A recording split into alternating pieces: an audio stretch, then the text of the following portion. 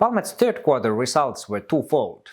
On one hand, comparable EBITDA margin was 12%, the best third quarter margin for Valmet ever. On the other hand, the market activity in services and board and paper process technologies was lower than we earlier expected. As a result of this development, Valmet's comparable EBITDA guidance was changed in October. Let's then take a look at the third quarter figures. Orders received increased 6% to 1 billion euros. Orders received increased in the services and automation segments and decreased in the process technologies segment. Stable business orders received totaled close to 3.2 billion during the last 12 months and represented already 70% of Valmet's orders during this period. Order backlog was 3.5 billion, decreasing from the year-end due to process technologies. In stable business, order backlog increased and roughly 50% of the order backlog relates currently to the stable business, up from roughly 40% a year ago. Positively, Valmet's delivery times have decreased and returned close to pre-COVID levels.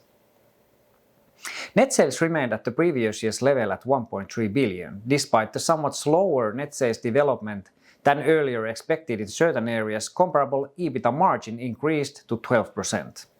This is a record high level for third quarter margin for Valmet, and the increase was driven by the change in sales mix towards more stable business.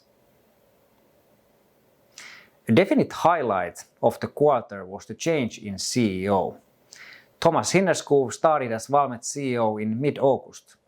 Thomas is a Danish citizen born in 1971 and has a master's degree in economics. He has strong professional background, having been the CEO at Medic and holding several senior leadership positions in KONE and ISS, and working in private equity, management consulting and investment banking as well. Warm welcome to Thomas once more. Looking then a bit on the Q4 and full year guidance. We expect both net sales and comparable EBITDA to remain at last year's level in 2024. We made some changes to the short-term market outlook today.